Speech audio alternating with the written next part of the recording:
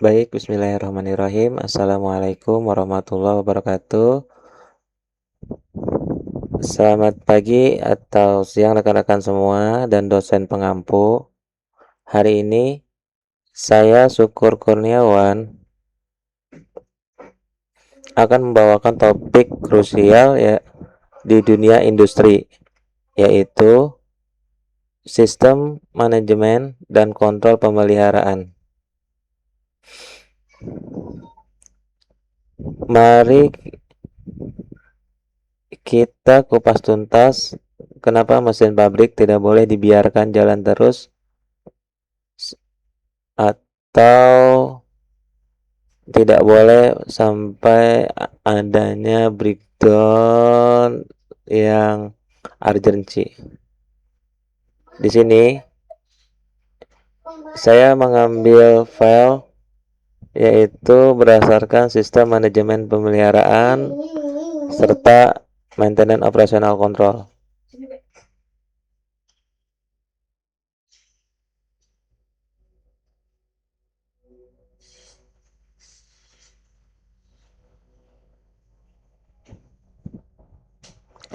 Urgensi pemeliharaan.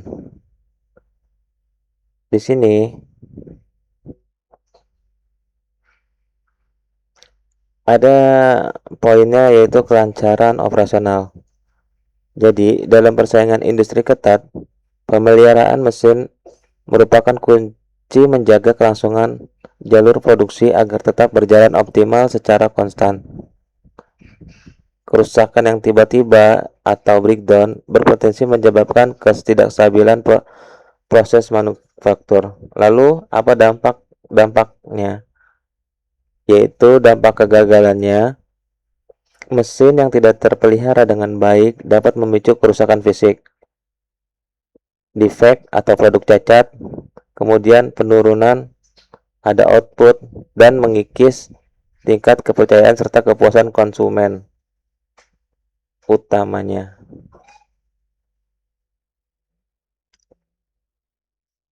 Jadi, kenapa sih harus ada pemeliharaan? Bayangkan, kalau mesin tiba-tiba breakdown atau mogok, bukan cuma kerugian waktu, melainkan HPP, harga pokok penjualan langsung melonjak karena produksi terhenti. Lalu, barang jadi cacat dan konsumen utama bisa saja kabur karena pesanan telat.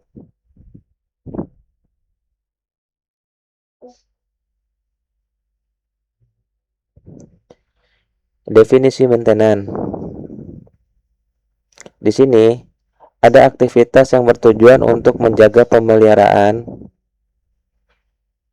lalu ada memelihara, dan ada mengembalikan kondisi mesin agar tetap berfungsi baik, aman, dan efisiensi. Poinnya, di sini ada ketersediaan fasilitas, yaitu menjamin mesin siap pakai kapan saja. Lalu ada faktor profitabilitas, yaitu meminimalkan ongkos kerugian tak terduga. Kemudian ada safety standar, yaitu untuk melindungi operator di tempat kerja dan lingkungan pabriknya. Jadi ingat ada stigma keliru dalam maintenance itu, yaitu maintenance memperbaiki barang rusak. Padahal maintenance sejatinya adalah menjaga fungsi. Tujuannya 3, mesin selalu siap pakai, profit perusahaan aman, dan operator selamat dari kecelakaan kerja. Jadi, maintenance itu bukan memperbaiki barang rusak ya.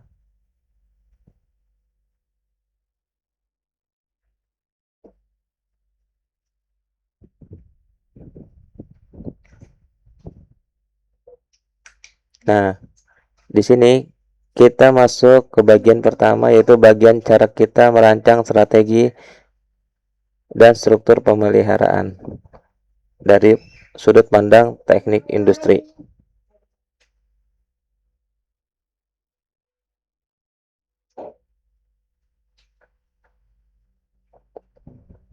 Hmm. Manajemen pemeliharaan itu seperti orkestra ya, butuh 5 elemen yang sinkron. Nah, di sini ada man. Man itu operasi operator dan teknisi yang handal yang mengeksekusi inspeksi fisik. Nah, yang kedua ada mesin, yaitu fasilitas produksi dan aset fisik yang perlu dirawat. Yang ketiga ada material, yaitu penyediaan spare part dan komponen mengganti tepat waktu. Yang keempat ada money, yaitu alokasi anggaran perawatan dan efisiensi biaya tetap. Yang kelima ada metode, yaitu dokumen SOP, ada penjadwalan dan strategi pemeliharaan.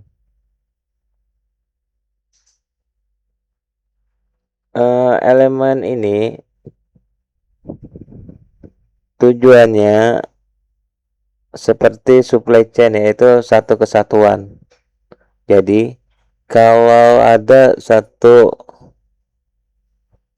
aja yang tidak berjalan, maka yang lain pun tidak akan berjalan.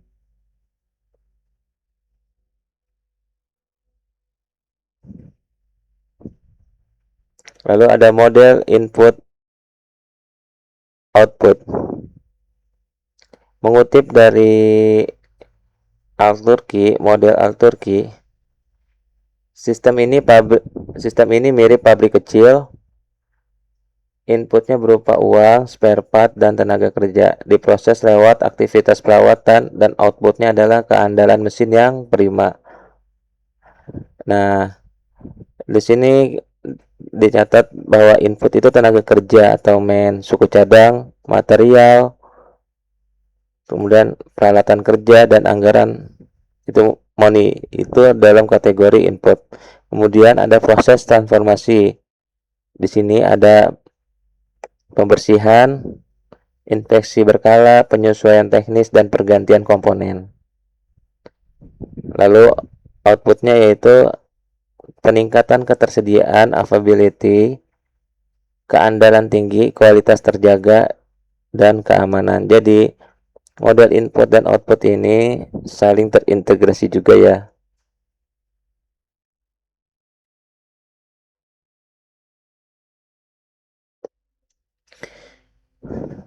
Nah, aktivitas fisik utamanya. Pekerjaan fisik di lapangan dibagi 4 level.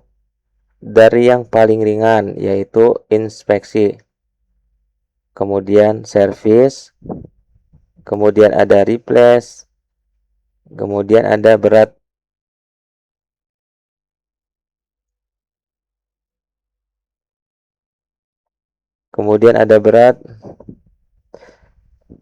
sampai ke level repair atau overhaul.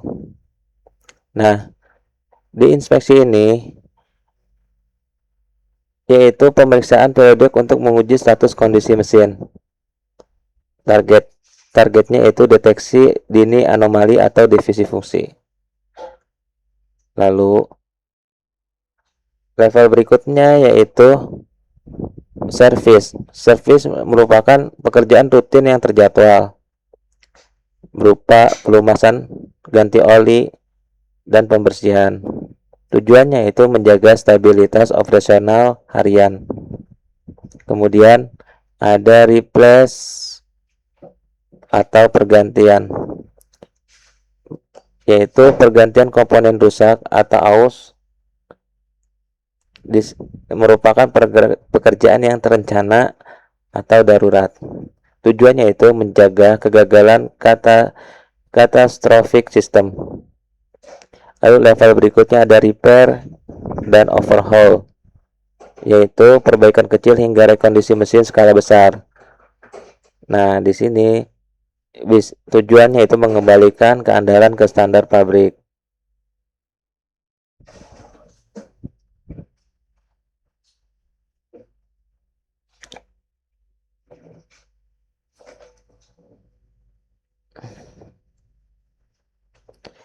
Tujuan sistem manajemen meminimalkan downtime, yaitu mengurangi durasi gangguan mesin agar jalur produksi bekerja maksimal. Di sini ada meningkatkan kesiapan operasional, yaitu menjamin sistem proteksi, cadangan, dan pemadam darurat siap sedia. Ada menekan biaya operasional, yaitu melaksanakan strategi preventif untuk menghindari perbaikan darurat yang mahal. Ada menjaga kualitas produksi, yaitu presisi mesin yang terjaga, mencegah munculnya produksi defect scrap. Lalu ada menjamin keselamatan kerja, yaitu mencegah potensi kecelakaan industri akibat kerusakan mesin fatal. Kemudian ada memperpanjang life cycle, yaitu mengoptimalkan masa pakai ekonomis aset pabrik. KPI utama kita yaitu meminimalkan downtime, tekan biaya, jaga presisi produk, dan pastikan faktor safety atau keselamatan kerja jadi nomor satu.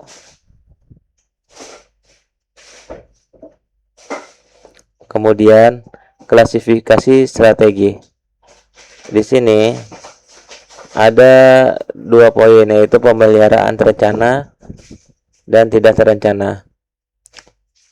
Pemeliharaan terencana dilakukan berdasarkan jadwal, struktur, atau indikator kondisi real mesin untuk mengantisipasi kegagalan sebelum terjadi.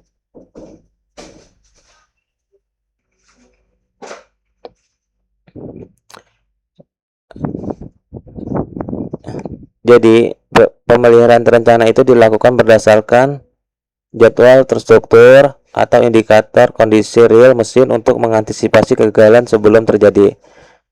Nah, di sini ada preventive maintenance poinnya, lalu ada predictive maintenance atau kondisi base, lalu ada planning overhaul atau replacement. Lalu ada yang tidak terencana, yaitu tindakan reaktif setelah terjadinya kerusakan mendadak untuk segera mengembalikan fungsi produksi.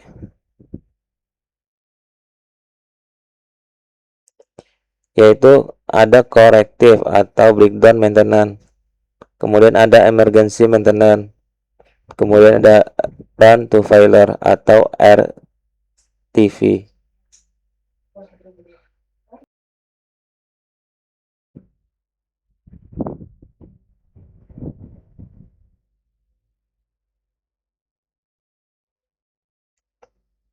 Nah, preventive maintenance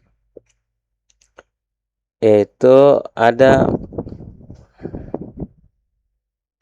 4 poin, yaitu ada routine maintenance, aktivitas rutin harian seperti pembersihan kotoran mesin, pelumasan bearing atau pengecekan volume oli hidrolik secara konsisten.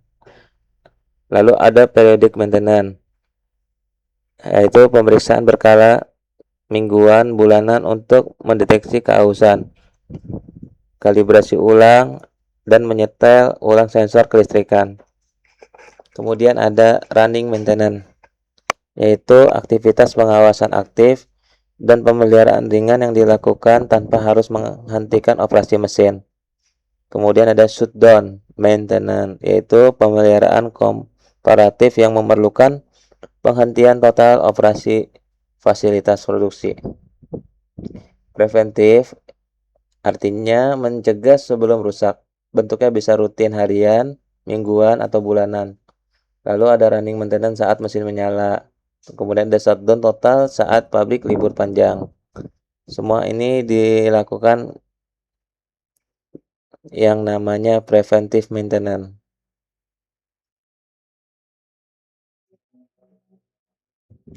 Lalu pemicu kerja dari PM atau preventive maintenance,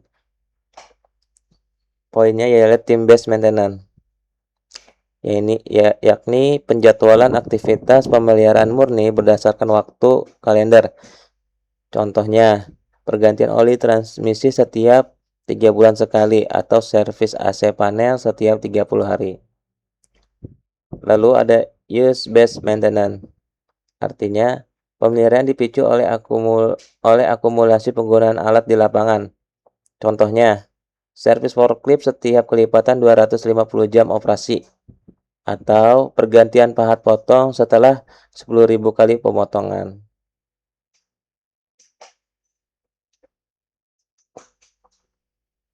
Jadi, kapan kita eksekusi preventive maintenance bisa dipakai tim base atau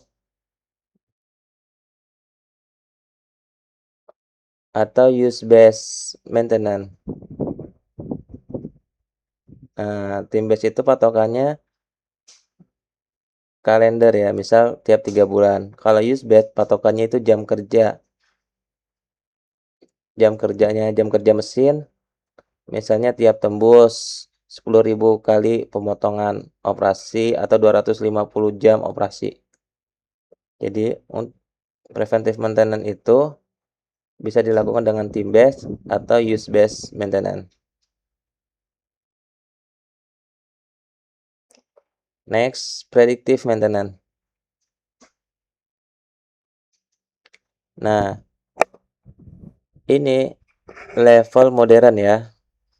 Level modern industri 4.0. Kita pasang sensor getaran atau suhu di mesin.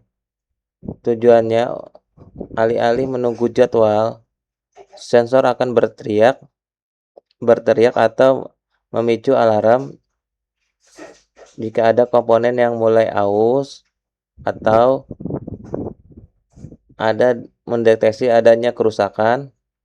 Jadi kita bisa cegah sebelum kerusakan itu menjadi lebih parah.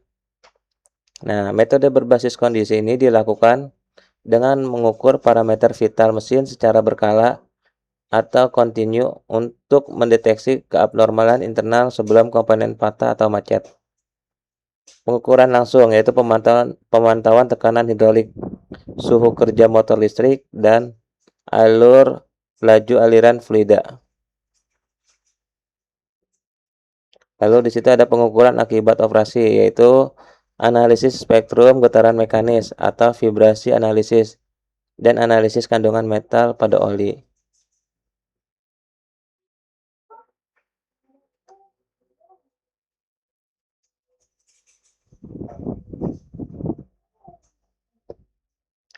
Kemudian ada korektif dan run to failure. Corrective maintenance yaitu tindakan reaktif untuk mengembalikan fungsi mesin setelah rusak.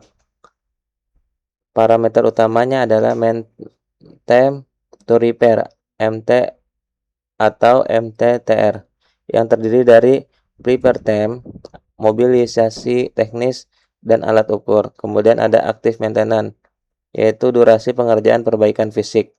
Kemudian ada logistic delay, yaitu waktu tunggu ketersediaan suku cadang. Lalu ada run to failure, yaitu sengaja membiarkan mesin beroperasi sampai rusak tanpa ada perawatan pencegahan. Lalu kapan diterapkannya? Sesuai untuk komponen non-kritis berharga murah, misalnya seperti lampu indikator panel, di mana biaya pencegahan jauh lebih mahal daripada biaya pergantian.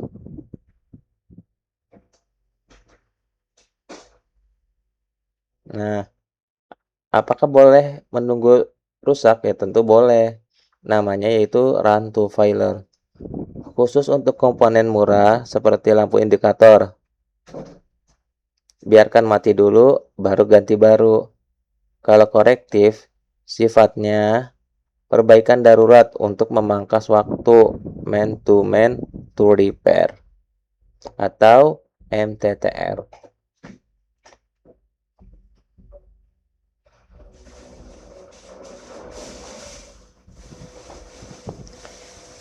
In-house vs outsourcing. In-house itu semua aspek pengelolaan dikelola mandiri oleh tim internal pabrik. Sangat direkomendasikan untuk maintenance manajemen atau penentu strategi perancangan jadwal optimasi data demi mencegah kerahasiaan teknologi industri. Kemudian ada outsourcing atau eksternal, menggunakan jasa kontraktor atau agen eksternal di luar organisasi perusahaan. Ini paling cocok diimplementasikan hanya pada tahap maintenance, implementasi fisik yang bersifat umum, atau butuh sertifikasi khusus. Jadi, siapa yang kerjain kalau urusan strategi inti, yaitu pakai tim in-house atau orang dalam. Tapi, untuk urusan spesifik seperti servis, AC gedung, atau kalibrasi alat ukur berstandar hukum, silakan pakai outsourcing ya. Karena itu butuh sertifikasi khusus.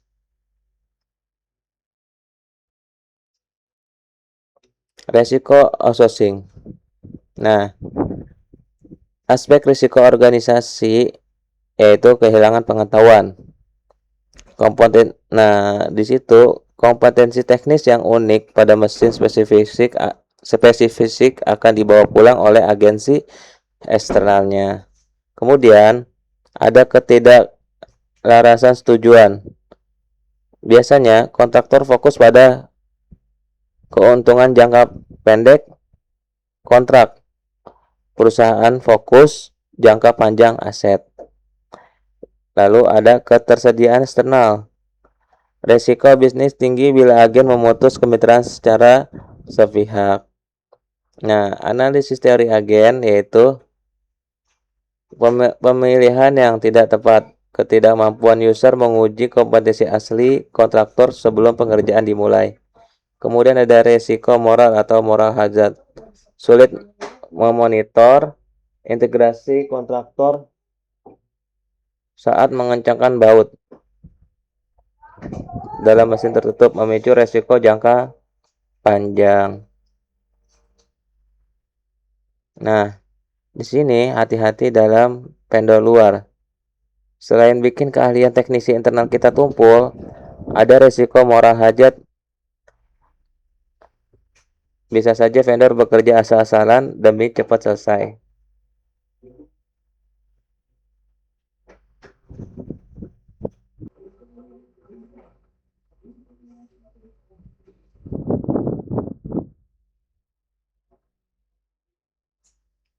Lalu ada struktur organisasi.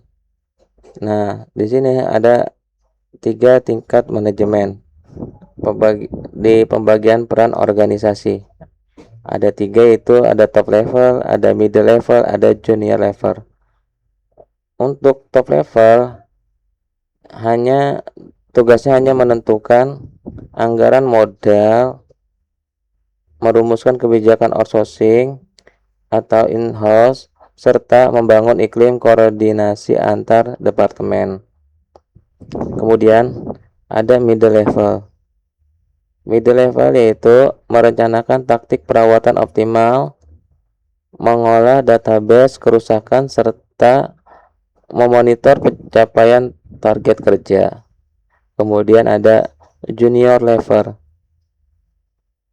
Junior level yaitu tugasnya bertanggung jawab atas eksekusi teknis lapangan dan mendokumentasikan data kerusakan aktual mesin.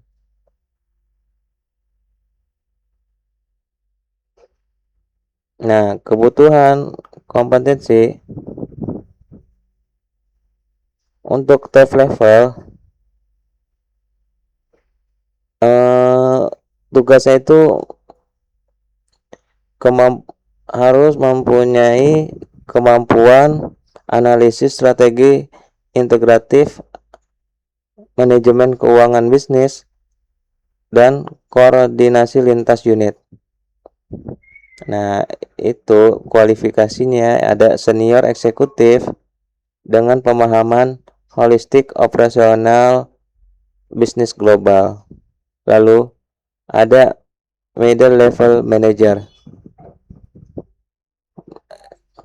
Harus menguasai analisis keandalan statistika, Lalu ada pemodelan matematis. Kemudian ada pengambilan keputusan kebijakan preventif. Nah, di situ kualifikasinya ada insinyur senior atau spesialis keandalan dengan penguasaan metode riset operasi. Lalu ada junior level manager. Nah, di sini harus menguasai kemampuan teknis mekanikal atau elektrikal. Lalu ada pengoperasian tool, ada pencegahan data lapangan, ada pencatatan data lapangan. Nah, kualifikasinya itu teknisi berpendidikan vokasional atau insinyur muda dengan penguasaan alat produksi. Kemudian di bagian kedua ada maintenance operational control. Nah, yaitu mengolah sistem kerja terintegrasi berbasis work order atau perintah kerja.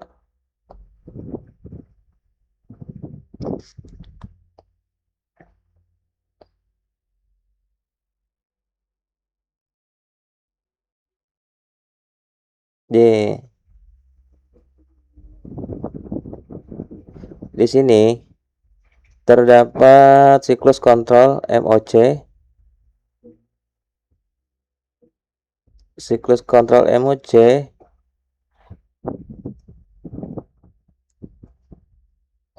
yaitu siklus maintenance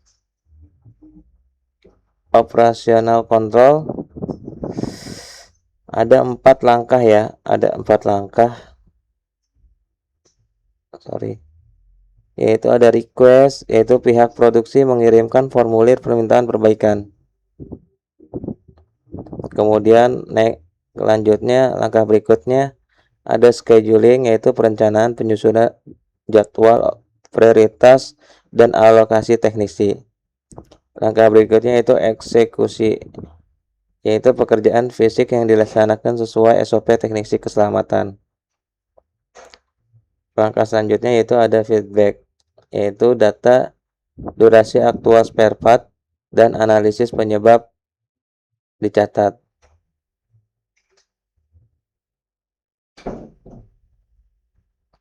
Jadi siklus mutar 4 langkah yaitu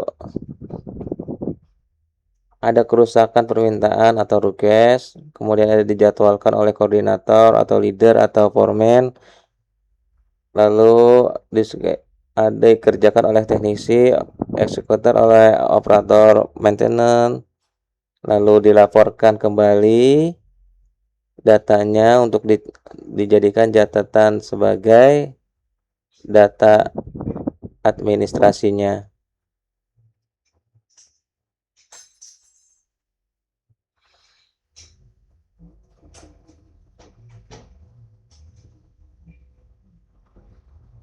Karakteristik kontrol. Jadi, kontrol yang matang itu cirinya serba digital. Rantai pasok cepat aman, birokrasi rapi, ada standar durasi perbaikan, dan rajin mengevaluasi big data untuk continuous improvement.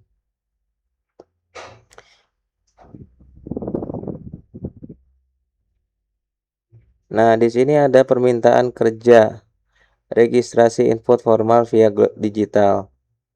Jadi, segala bentuk pemeliharaan atau perawatan tidak boleh dilakukan hanya berdasarkan teguran lisan. Misal, Pak, tolong perbaikin mesin A gitu atau mesin itu. Nah, itu tidak hanya sebatas teguran lisan ya. Semuanya harus didaftarkan secara resmi melalui sistem work order atau permintaan kerja ya. Nah, contohnya lagi ada operator produksi harus mengisi formulir digital di komputer atau tablet saat menemukan mesin yang berbunyi aneh, sehingga ada bukti catatan yang masuk ke sistem. Kemudian di sini ada sumber daya atau kesiapan alat suku cadang, dan keahlian. Kontrol yang baik harus memastikan bahwa sebelum teknisi dikirim untuk bekerja, semua kebutuhan sudah siap. Contoh, sistem akan mengecek apakah spare part suku cadang tersedia di gudang, apakah alat perkakasnya ada, dan apakah teknisi yang ditugaskan memiliki keahlian khusus, misalnya ahli kelistrikan dan mekanik gitu. Kemudian di sini ada prosedur aliran.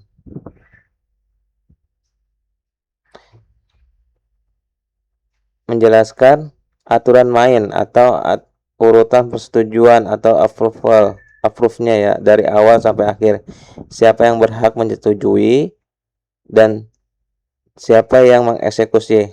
Contohnya, permintaan perbaikan dari operator harus disetujui oleh leader, baru supervisor produksi, lalu diteruskan ke manajer maintenance untuk ditugaskan ke teknisinya. Setelah selesai, harus ada tanda tangan penyelesaian. Di situ ada prosedurnya. Lalu di sini ada standar kerja. Standar kerja yaitu setiap pekerjaan perbaikan harus memiliki batas waktu dan standar kualitas agar teknisi tidak bekerja terlalu lama atau asal-asalan. Contohnya, untuk mengganti oli mesin hidrolik, sistem menargetkan waktu penyelesaian maksimal 2 jam.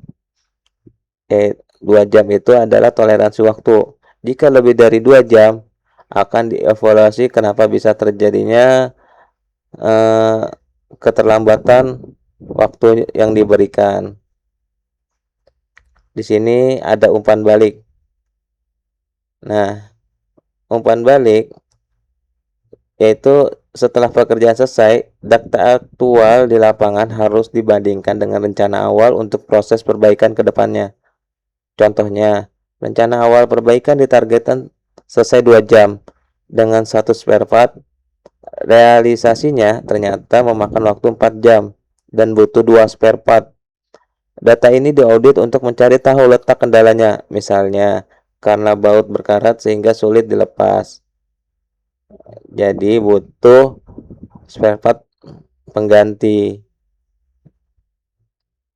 Lalu di sini ada adopsi TI atau pengolahan Big Data Performa Aset. Jadi pemanfaatan teknologi informasi atau software aplikasi untuk menyimpan seluruh riwayat mesin dari waktu ke waktu. Nah, contohnya dengan sistem TI atau teknologi informasi, perusahaan bisa melihat tren data, misalnya mesin A ternyata selalu rusak di bagian bearing setiap 6 bulan. Data ini kemudian diolah untuk menentukan jadwal pergantian otomatis sebelum mesinnya benar-benar rusak akibat kejadian yang sama.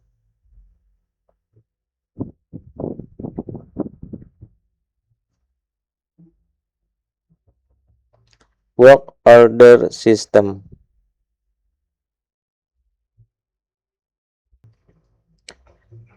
Work order system yaitu sistem perintah kerja. Bentuk adalah bentuk instruksi tertulis berisi detail instruksi perbaikan yang harus dibuat untuk setiap penugasan. Ya, tujuannya itu menyaring permintaan fiktif dari lini produksi. Terus merupakan SOP penetapan alokasi kompetensi teknik terbaik dan dasar utama pencatatan riwayat kerusakan aset dan sebagai referensi audit finansial pemakaian suku cadang.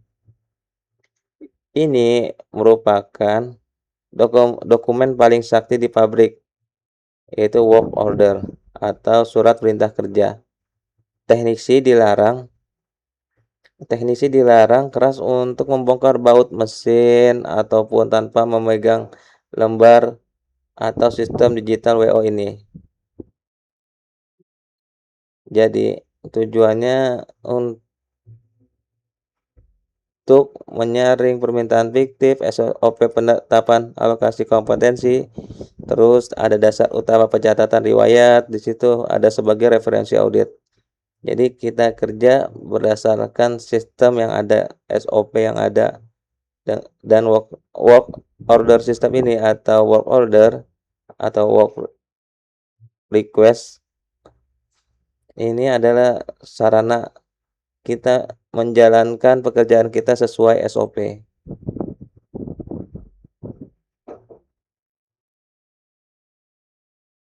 Nah, alur proses untuk work order yaitu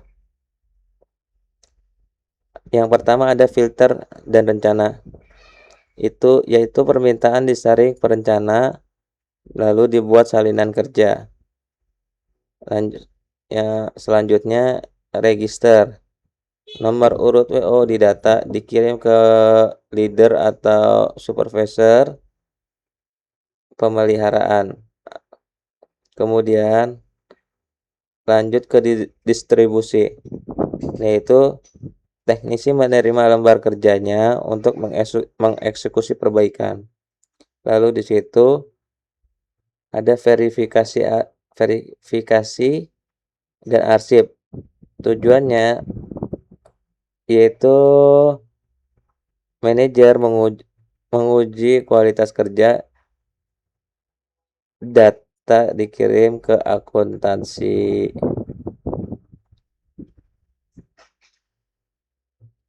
Alur permintaan masuknya diverifikasi, diregistrasi, diturunkan ke mandor,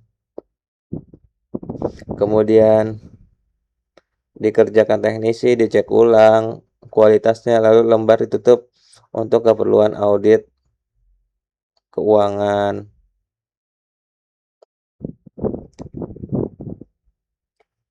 Nah, struktur data WO-nya di dalam WO itu harus lengkap memuat 3 hal, ada data rencana, ada kode mesin atau prioritas, terus kemudian ada data eksekusi, itu berupa aturan K3 dan alat yang dipakai, kemudian ada informasi data kontrol. Nah, jadi ada berapa jam dan aktual pengerjaannya. Jadi informasi itu terdapat nomor inventaris mesin, deskripsi unit, nama inisiator, kode kerusakan, prioritas kerja. Tujuannya membantu perencana mengalokasikan prioritas antrian kerja harian. Kemudian ada kebutuhan jenis keahlian, ada informasi eksekusi, ada kebutuhan jenis keahlian. Terus ada prosedur K3-nya, daftar suku cadangnya, ada perkakas khusus atau manual teknis. Tujuannya itu menjamin teknisi bekerja dengan aman tanpa hambatan logistik di lapangan. Kemudian ada informasi pengendalian. Nah, di sini itu durasi aktual pengerjaan, kode biaya tenaga kerja, waktu mesin mati total atau downtime. Nah, tujuannya sebagai data perbandingan akurasi rencana dengan realisasi lapangannya. Lalu ada job card dan riwayat. Di job card, dokumen pencatatan jam kerja di real teknisi di lapangan, yaitu mencatat waktu mulai dan selesai perbaikan. Terus ada menghitung upah lembur dan distribusi kerja. Kemudian ada bukti otoritas penyelesaian kerja teknisi. Berikut lembar job card untuk kartu kerja. Kemudian ada rekam riwayat peralatan. Nah, di sini dokumentasi kronologis kondisi mesin semenjak dibeli hingga diganti. Terdapat ada riwayat inspeksinya, modifikasinya, dan overhaulnya. Kemudian di sini ada database statistiknya, frekuensi kegagalan mesinnya. Kemudian di sini terdapat bahan evaluasi kelayakan pergantian mesin baru. Jadi di sini tercatat semua rekam riwayat peralatan. Baik, sekian pemaparan materi dari saya untuk mata kuliah manajemen perawatan. Waktu dan tempat saya kembalikan kepada dosen pengampu dan rekan-rekan sekalian. Salam hormat dari saya, Syukur Kurniawan, jurusan Teknik Industri, Universitas Sekolah Tinggi Teknologi Bina Tunggal. Dan saya ucapkan terima kasih pada dosen pengampu Bu Tri Murniarti, Sarjana Teknik, Master Teknik. Wassalamualaikum warahmatullahi wabarakatuh.